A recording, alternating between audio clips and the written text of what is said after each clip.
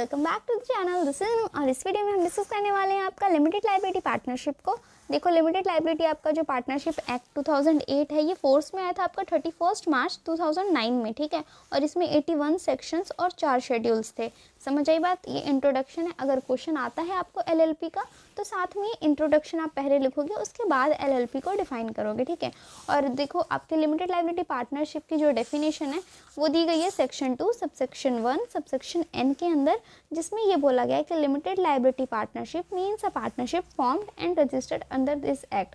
मतलब limited liability partnership वो होती है कि जब कोई पार्टनरशिप या तो फॉर्म हुई हो या रजिस्टर्ड हुई हो दिस एक्ट के अंदर। मतलब एलएलपी एक्ट 2008 के अंदर अगर कोई पार्टनरशिप फॉर्म हुई है, रजिस्टर हुई है, तब हम उसको बोलेंगे लिमिटेड लायबिलिटी पार्टनरशिप, ठीक है।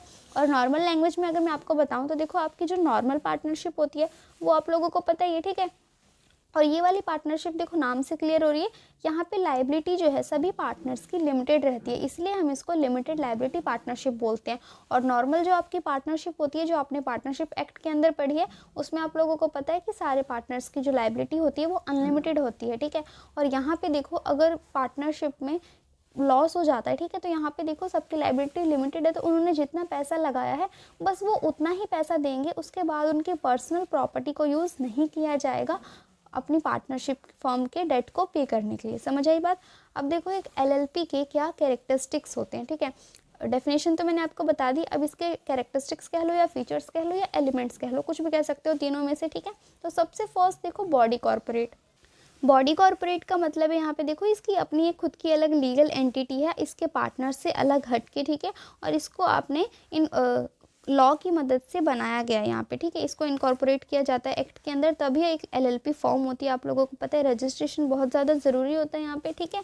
तो बॉडी कॉर्पोरेट इसका सबसे फर्स्ट फीचर है। सेकंड है आपका आर्टिफिशियल लीगल पर्सन। देखो, जिस तरीके से एक कंपनी आर्टिफिशियल लीगल पर्सन होती है ना, उसकी खुद की अपनी पहचान होती है, उसी तरह से यहाँ पे देखो एलएलपी भी एक खुद से आर्टिफिशियल लीगल पर्सन है। इसको हम लोग एक पर्सन मानते हैं और इसकी अपनी अलग पहचान है इसके पार्टनर से हट के। समझ में आई बात। जो आपकी देखो एलएलपी है ना, वो पार्टनरशिप और जो कंपनी है, पब्लिक कंपनी होती है, उन दोनों के फीचर्स से मिलके बनी है। दोनों के अच्छे अच्छे फीचर्स को लिया गया है और तब एलएलपी को बनाया गया है, ठीक है। तो इसमें दोनों के फीचर्स इंक्लूड हैं, ठीक है। तो सेकंड फीचर आपको क्लियर हो गया, आर्टिफिशियल लीगल पर्सन है, इसको हम लॉ की नज़र में एक पर्सन माना जाता है। समझ आई बात।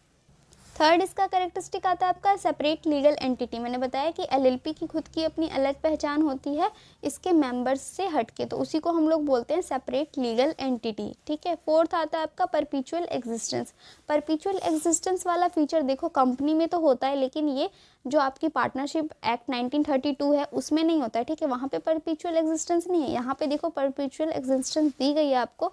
मतलब अगर ये जो एलएलपी है, इसके किसी भी पार्टनर की डेथ हो जाती है या फिर वो इंसेन हो जाता है या कोई भी प्रॉब्लम हो जाती है किसी पार्टनर को, तो उससे यहाँ पे पार्टनरशिप फर्म पे कोई भी अफेक्ट नहीं पड़ेगा और पार्टनरशिप फर्म आगे कंटिन्यू रहेगी। जिस तरीके से एक कंपनी कंटिन्यू रहती है ना, आगे उसके मेंबर्स को कुछ भी हो जाए उससे फ़र्क नहीं पड़ता है, सेम वैसे ही यहाँ पे अगर पार्टनर्स को कुछ हो जाता है तो उससे फर्म पे कोई भी अफेक्ट नहीं होएगा और फर्म आगे कंटिन्यू रहेगी। इसकी अपनी परपीचुअल एग्जिस्टेंस है, ठीक है।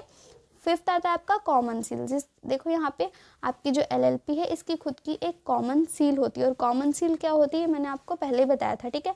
कॉमन सील होती है जहाँ पे जिसको यूज़ करा जाता है अगर किसी डॉक्यूमेंट पे साइन करने हो। तो एलएलपी देखो, हम उसे एक पर्सन तो मानते हैं पर वो एक नेचुरल पर्सन तो नहीं है, वो खुद से साइन नहीं कर सकती, तो वहाँ पे हम उस कॉमन सील का यूज़ करते हैं और ऐसा माना जाता है कि हाँ कंपनी ने फॉर्म ने साइन कर दिया, ठीक है। तो कॉमन सील आप लोगों को पता है। नेक्स्ट आता है आपका लिमिटेड लायबिलिटी। लिमिटेड लायबिलिटी बताया मैंने आपको कि यहाँ पे सारे पार्टनर्स की लायबिलिटी लिमिटेड रहती है।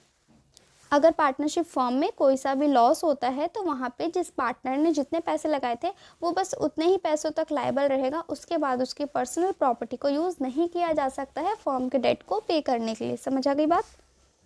तो ये देखो आपका एक बेसिक इंट्रोडक्शन है एलएलपी के बारे में। आई होप आपको समझ में आ गया होगा। अगर कहीं भी कुछ डाउट आ रहा है आपको तो कमेंट सेक्शन में पूछ सकते हो, नहीं तो इंस्टाग्राम पे डीएम कर सकते हो। इंस्टाग्राम का लिंक मैंने डिस्क्रिप्शन में दे रखा है, ठीक है।